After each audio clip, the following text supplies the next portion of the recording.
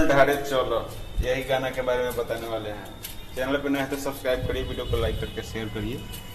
और जल ढारे चलो, अभी बरखा आया हुआ है, इसीलिए वीडियो हम ऐसे बना रहे हैं।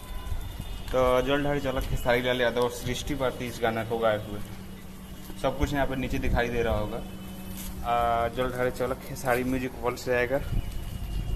और इस गाने के जो लिखे हुए हैं उनका नाम है कृष्णा बेदर्दी जी और विकास यादव का म्यूजिक है। इसमें म्यूजिक आर्या शर्मा जी का नहीं है, विकास यादव का है।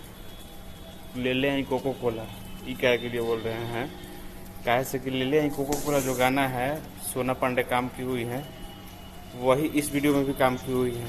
तो आप सबके बीच में बहुत जल्द आने वाला है, तो आप लोग इस वीडियो को शेयर करिए। हमारे जितने भाई हैं सभी के पास इस वीडियो को शेयर करिए और पहुंचाइए कि हाँ एक गाना आ रहा है खेसारी म्यूजिक वर्ल्ड से, जल चढ़ावे चलो। तो अपडेट कैसा लगा कमेंट करिए और चैनल पर नहीं तो सब्सक्राइब करिए। खेसारी लाल सृष्टि भारती इस गाने को गाए हुए हैं और जब सब कुछ यही है शेयर करिए। हम मिलते हैं नया वीडियो में, तब तक के लिए बाय, जय हिंद, जय भोजपुरी।